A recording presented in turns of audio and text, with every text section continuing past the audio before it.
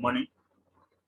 Yes, in the last classes, already we discussed about the decimation and interpolation related to problems related to decimation and interpolation, etc. Now we will see these two problems. After this, we'll go to the next unit. See, the problem is given like this. A multi-rate system is as shown below. Find the relation between x of n and y of n. Here x of n is the input of this system and y of n is the output of the system. This is given like this. So this, what is this? This is down sampler with 2, and this is down sampler with m equal to 2. This is up sampler with I equal to 2. Similarly, this is also down sampler with m equal to 2, and this is up sampler with the I equal to 2. These two are added here so that we will get y of n. So we'll simplify these two, right? So this is the given multi-rate system. So see here. So this is x of n. This is the down sampler. So what is the output after this down sampler? That is v of n. So v of n is nothing but x of 2 into n, right? Initially v of n equal to, what is the formula here after the down sampler? The output is x of m into n. So here m value is 2. So v of n is x of 2n. Okay, right? So and then here vu of n. What is vu of n? Here upsampler is there, so it is nothing but v of n by 2. Okay, what is v of n? That is x of 2n. X of 2n by 2. So vu of n equal to vn of vn by 2, or vn is nothing but x of 2n. So x of 2n by 2, 2 gets cancelled. This is x of n for n equal to 0 plus or minus 2 plus or minus 4, etc. And it is 1, it is 0 otherwise. Okay, it is 0 otherwise, right? So this is vu of n. This portion will be calculated, this portion will be calculated, and then this portion will calculate this portion. So this is down sampler. Before this we have x of n minus 1, x of n. Here it is x of n. After the z power minus 1, this is x of n minus 1. So after the x of n minus 1, we have the down sampler with n equal to 2. So w of n, how to get w of n? W of n equal to x of n minus 1 into 2. Okay, x of n minus 1 into 2, that is 2n minus 2. Okay, that is x of 2n minus 2. So w of n equal to x of 2n minus 2. After that, we have the upsampler with I equal to 2. So that is its output is w of n. So w of n is nothing but wn by 2. So what is wn? X of 2n minus 2. So x of 2n minus 2 by 2. So it is x of n minus 1 for n equal to 0 plus or minus 2 plus or minus 4 plus or minus 6 plus or minus 8, like that. Okay, and it is 0 otherwise. Now y of n. So y of n is the addition of w of n plus after this z power minus 1, this is vu of n minus 1. Okay, vu of n minus 1. So vu of n minus 1 plus w of n. So what is vu of n? Vu of n is this one. Okay, x of n for n equal to this one. What is vu of n minus 1? This is shifted by 1 unit left side. So this is vu of n minus 1 is first of all we will write vu of n value. Vu of n value, that is by substituting n equal to 0 here, this is x of 0. So for 1 it is 0. So this is x of 0. For 1 it is 0. And if you substitute 2, it is x of 2, 0, like that. So x of 0, 0, x of 2, 0, like that. So vu of n minus 1 is okay, it can be shifted towards left side by 1 unit, right? So it is 0. Before this, its value is 0. So 0, x of 0, 0, x of 2, 0, like this. Okay. So this is vu of n minus 1. And what is w of n? W of n is x of n minus 1. That is for n equal to 0. This is x of minus 1. For n equal to, this is x of 1. So like that, x of minus 1 for n equal to 1, it is 0. So it is x of minus 1, 0, x of 1, 0, x of 3, like that. Okay, so by adding these two, we will get y of n value. So y of n value equal to w of n plus vu of n minus 1, right? So it is equal to x of minus 1 plus 0, that is x of minus 1, 0 plus x of 0, x of 0, x of 1 plus 0, x of 1, 0 plus x of 2, that is x of 2, x of 3 plus 0, x of 3. This is the solution for this one. So it is x of minus 1, x of 0, x of 1, x of 2, x of 3, like that.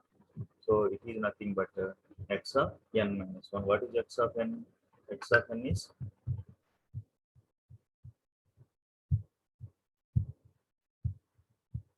x of n. X of n is v of n. V of n is x of n. So this is x of n minus 1. This is the solution for this multi-rate system. Next we will see the next problem, that is for the multi-rate system shown below. Develop an expression for the output y of n as a function of the input x of n. This is the given multi-rate system. Okay, this is the given multi-rate system having the upsampler 5, downsampler 10, and again upsampler 2. This is x of n is the input for this multi-rate system, and y of n is the output for this multi-rate system. So first of all, we will simplify this one, this downsampler, as a multiplication of or cascading of two samplers, that is downsampler 5 and downsampler 2. Okay, see here. So 2 into 5, these two are cascaded so that we will get this downsampler with m equal to 10, right? This is equivalent to this one, this system. So now interchange these downsampler and upsampler here, so that downsampler will come here and upsampler will come here, so that downsampler followed by upsampler with I value 5, downsampler with m value 2. Here, let it be like this only. Okay, so this is input x of n followed by downsampler with m equal to 2, followed by upsampler with I equal to 5, followed by downsampler with m equal to 5, and followed by upsampler with I equal to 2, so that these two will get cancelled, so that we'll get 2, downsampler 2, and upsampler. So these two are added with x1 of n. This is a low pass filter. See, now we will see the output of x1 of n. What is output of x1 of n? This is x of n. So with m equal to 2, this is downsampler. So x1 of n equal to x of 2 into n. Right? Similarly, this is x of 2 into n. With the upsampler 2, x of 2n by 2 is nothing but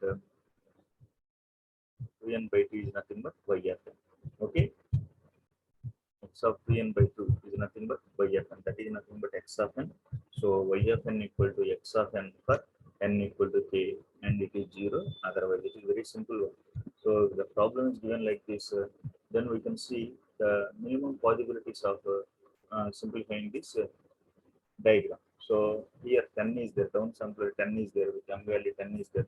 So here the upsampler 5 is there and upsampler 2 is there, so that we can simplify this as a cascading of two downsamplers, that is downsampler with the value with m value 5 and downsampler with m value 2. Okay, like this we can simplify this, so that we can get the y of n as y of n as x of n for n equal to k, and it is 0 otherwise.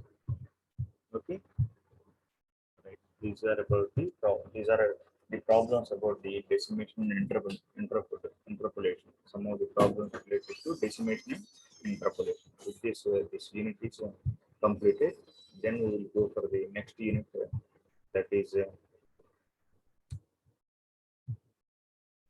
unit 6.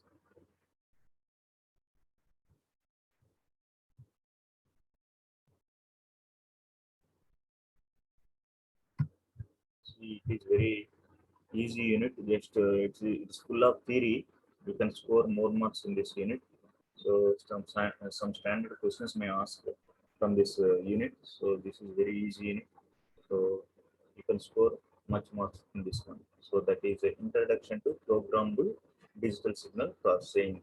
Okay, introduction to programmable digital signal processing. Okay. So here, first of all, we will see the architecture features of DSP processors.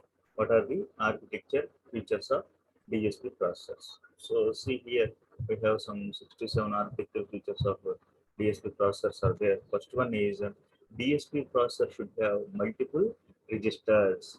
It has multiple registers, so that data can exchange from register to register. It consists of so many number of registers, so that data can be exchanged from one register to another register in a speed manner. So that data can exchange from register to register fast. Second point is DSP operations required multiple operands simultaneously. It requires operations required multiple operands simultaneously. Hence, DSP processor should have multiple operand fetching capacitor. Okay. Next, third one is DSP should have buffers to support the shifting operations. We have multiple number of buffers to support the shifting operations. Next one is that the DSP processor should be able to perform multiple and accumulate operations very fast. Okay, should be able to perform multiple and accumulate operations very fast. Operation will be done very fast. Why? Because it has multiple registers. You know, it has very large number of multiple registers. Okay. Next point is these two processors should have multiple painters to support multiple operands, jumps and shift operations. Okay. Next one is the processor can be used with generator processor. They should have multi-processing capacity. It also consists of generator processors, so that it should have multiple processing capacity. Next, to support DSP operations, DSP processor should have on-chip memory. It has an on-chip memory. Why? Because for the purpose of supporting DSP operations. So without having any memory, operations cannot be done, so that it consists of on-chip memory. Next, last point is for real-time applications, interrupts and timers are required. Okay, real-time applications, interrupts and timers are required. Hence, these two processors to have powerful interrupts and timers. It has powerful interrupts and timers. Why? Because for real-time applications, interrupts and timers are required, so that it consists of the powerful interrupts and operate timers. Okay, these are the 9 important architecture features of DSP processor. Okay, next we'll see the MAC. What is MAC? Multiply and accumulator. Multiply and accumulator. MAC means multiply and accumulator. Okay, most of the operations of DSP in value, array, multiplication, the operations such as convolution, correlation require multiply and accumulate operations. So multiply and accumulate operations means the the operations involved uh, the operations involving the convolution, correlation. Okay, these operations are under multiply and array operations. In real-time applications, the array multiplication and accumulation must be completed before next sample of the input comes. Okay, so in real-time applications, array multiplication and array accumulation must be completed before the next sample of input comes. This requires very fast implementation of multiplication and accumulation. For this purpose, the dedicated hardware unit MAC multiply and accumulator MAC is used. This is called multiplier and accumulator. Multiplier and accumulator. The complete MAC operation is executed in one clock cycle. In one clock cycle, it will be the operation, complete MAC operation will be executed. In the DSP processor, the output of the multiplier is stored into the product register. This product register contains are added to the accumulator register, that is called ALU, arithmetic logic unit. Okay, PS process, the output of the multiplier is stored into the product register. This product register contains accumulator register, that is the arithmetic logic unit. Okay, so the output multiplier is stored in arithmetic logic unit in DSP processor. Next, in DSP processor have the special instruction called MACD, MACD, that is multiply and accumulate with data shift. So it is the special instruction in DSP processor, that is MACD, multiply and accumulate with shift, data shift. So this is about the MAC, multiply and accumulator.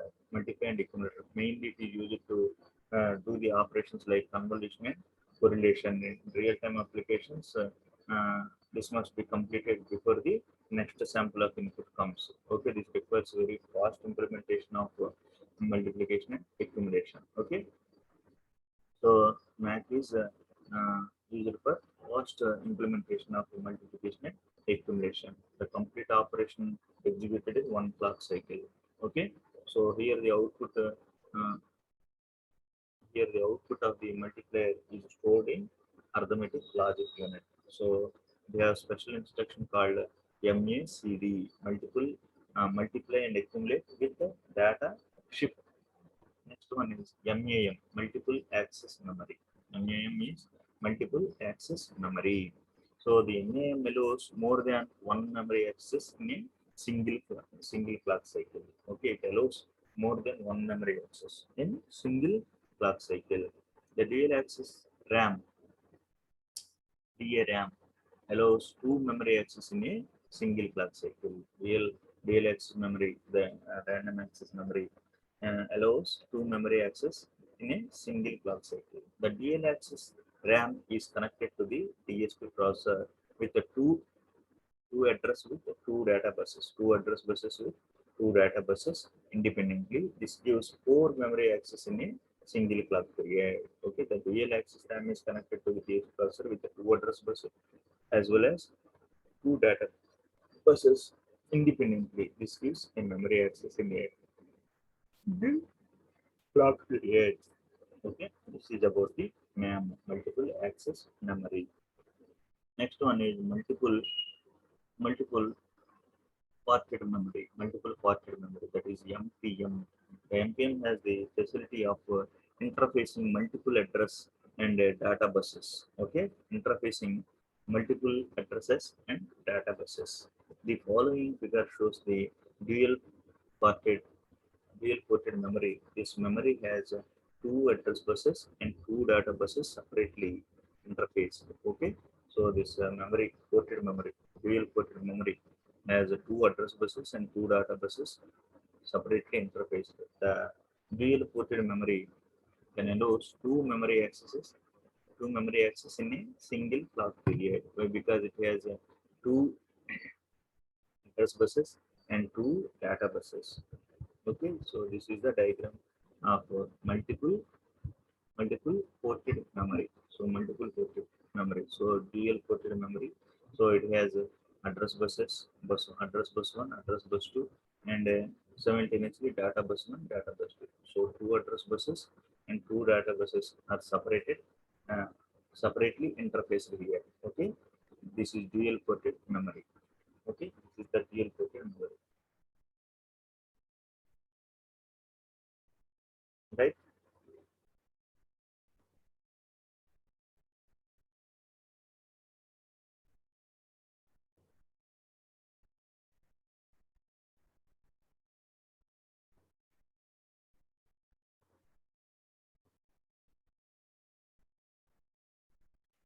Okay,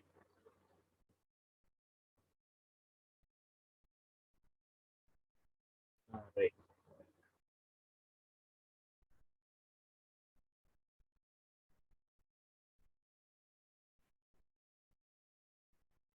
Right. With the help of dual port memory, the program and data can be stored in a single memory chip. Okay. So dual port memory, the memory, the program and the data can be stored in a single memory chip, and they can be accessed simultaneously.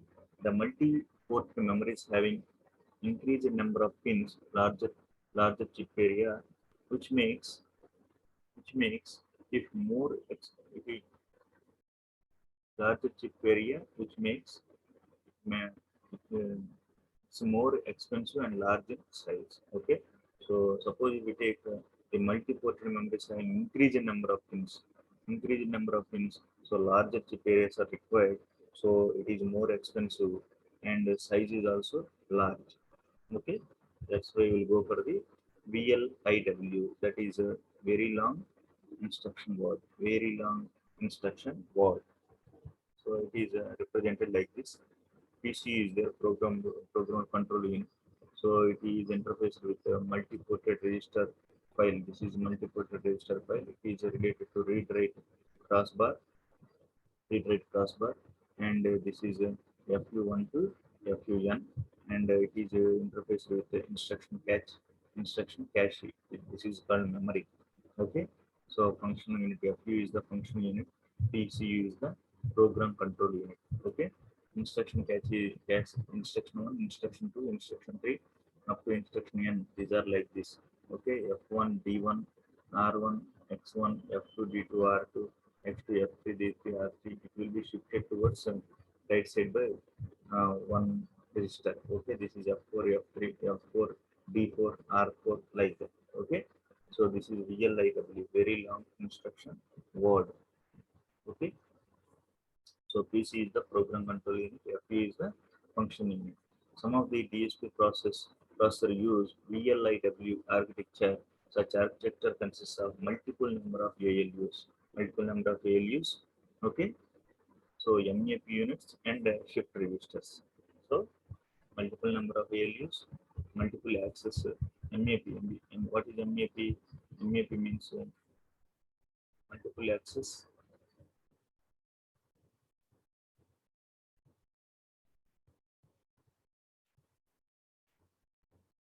map, multiple access programs, units, and shift registers. The following figure shows the block diagram of VLIW architecture. Okay, block diagram of VLIW architecture. See here.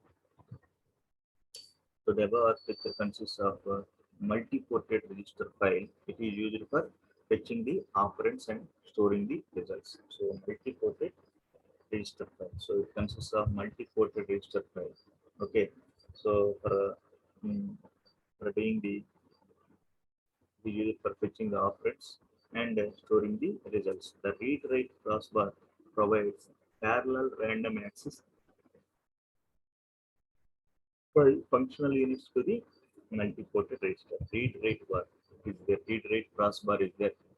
Okay, so we use it to provide parallel random access by functional units to the multi-ported register file. The function units work concurrently with the load or store operation of the data between RAM and register file.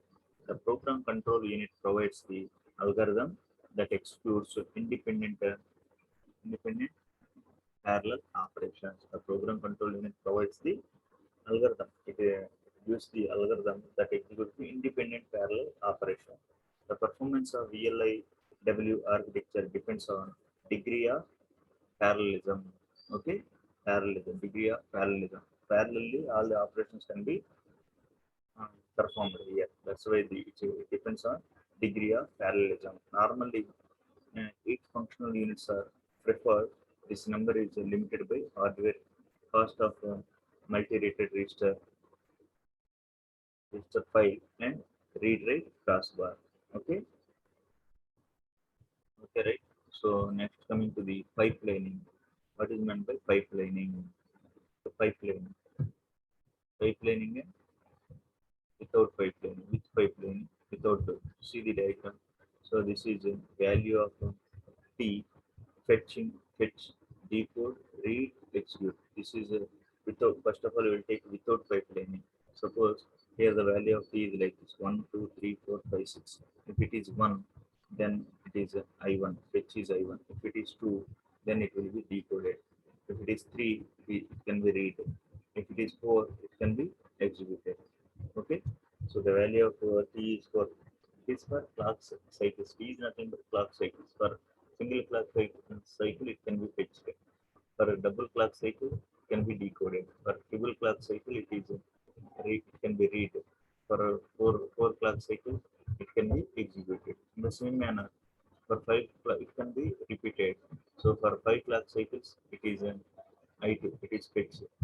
For 6 clock cycles, it can be decoded. For 7 clock cycles, it can be read. For 8 clock cycles, it can be executed. So it is the structure for without pipelining. Suppose if we take pipelining structure, so with pipelining, so it can be like this. See, 3, 4, 5, 6, 7, same value of P is like this. So if it is 1, it is I1.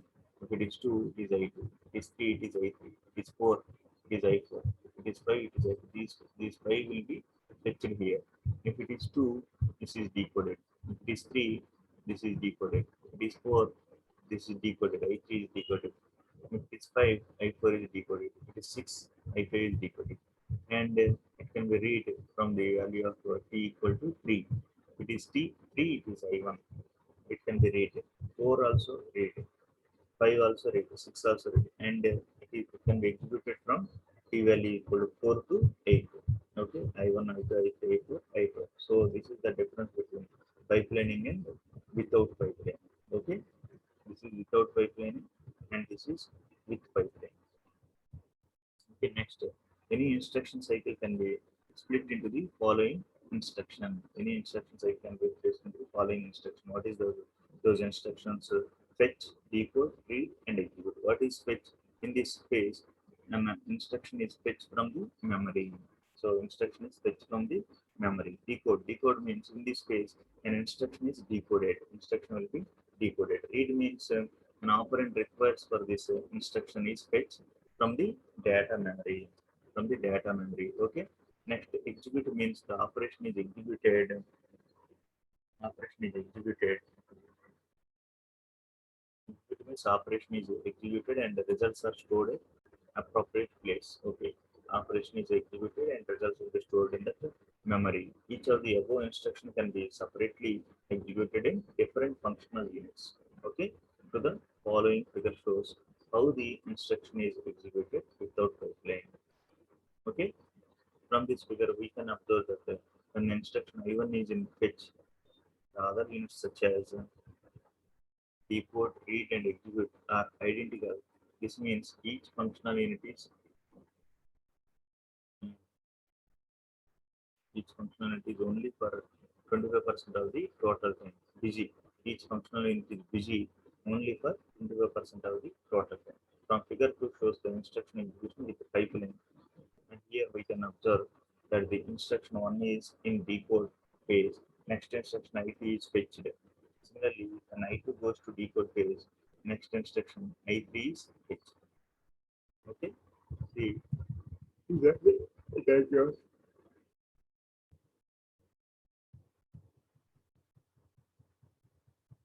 I3 is fetched. Similarly, when I2 goes to decode phase, next instruction I3 is fetched. We observe that all the functional units are executed and successive instruction at any time. So compare above two figures, we can observe that 5 instructions are executed at the same time. Pipelining misused. Same time pipelining misused. 5 instructions are executed. Okay. Next, the special addressing modes. You can see the special addressing modes. The conventional microprocessors have addressing modes such as direct, indirect, immediate addressing modes. The DSP processor have additional addressing modes because of fetch execution is fast. So already if you take the microprocessors which have the addressing modes such as direct, indirect, immediate addressing modes, etc. But the DSP processor have additional addressing modes because of fetch execution is fast. So short immediate addressing mode. First one is short immediate addressing mode. The operand is specified using a short constant. The short constant becomes a part of a single instruction. The operand specified using a short constant. Okay, so the short constant becomes a part of the single word instruction. The DSP processor is a 8-bit operand can be specified as one of the operand in single word instruction such as add, subtract, division, and or NAND operations, etc. So the processor 8-bit operand can be specified as one of the operand in single word instruction such as add, subtract, division, and or NAND, not, etc. Next, short direct addressing modes. Short direct addressing modes, the lower order addressing of the operand is specified in the single word instruction in DSP processor. So the lower of 7 bits of addresses are specified as a part of instruction. So higher 9 bits of the address are stored the data phase point. That is the short direct addressing mode. Next, the memory map addressing mode. CPU and IO registers are accessed at memory location. These registers are mapped in the starting phase or ending phase of the memory phase. So the phase 0 corresponding to the starting page of the memory space. Page 0. Page 0 corresponding to the starting page of the memory space. So direct addressing modes, indirect addressing modes. So these are the immediate addressing mode, direct addressing mode, memory map addressing mode, and next one is indirect addressing mode. Indirect addressing mode. These are all the addressing modes of DSP processor. So next one is indirect addressing mode. Indirect addressing mode is the addressing of the operands are stored in the indirect addressing registers. The DSP processor. Such registers are called auxiliary registers. Okay, these are indirect addressing registers are called auxiliary registers. So any of these auxiliary registers can be updated in the operands fetched by these registers are being executed. The auxiliary registers are incremented or decremented automatically by the value specified in offset registers. These offset registers called index registers. By using this index registers, the auxiliary registers are incremented or decremented automatically. Okay, these are called index registers. Next one is bit reversal addressing mode. Bit reversal addressing mode. For the calculation of the fast Fourier transform FFT, the input data is required in bit reversal order. There is no need to shift, no need to shuffle the data in bit reversal sequence. So bit reversal addressing mode. So in the process of being in the second unit, we already discussed about the design of FFT. First of all, input data is bit reversal order. It is in bit reversal order. So there is no need to reshuffle the data in bit reversal sequence here by using this bit reversal addressing mode. The serially arranged data in the memory given to the processor in bit reversal mode with the help of bit reversal addressing mode.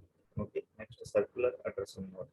Circular addressing mode. This mode, uh, the data stored in the memory can be read or write in circular fabrication. This memory is organized as a circular buffer. The beginning and ending address of the circular buffer are continuously monitored. So it is in this addressing mode. The memory is organized as circular buffer. Okay, memory is organized as circular buffer. The beginning and ending address of the circular buffer are continuously monitored. Okay, so these are about the addressing modes of the DSP processor. Okay, next class we will discuss about the hardware architecture of DSP processor. Okay, with this I am concluding the today's class. Okay, the next class will continue the hardware architecture. Okay, thank you.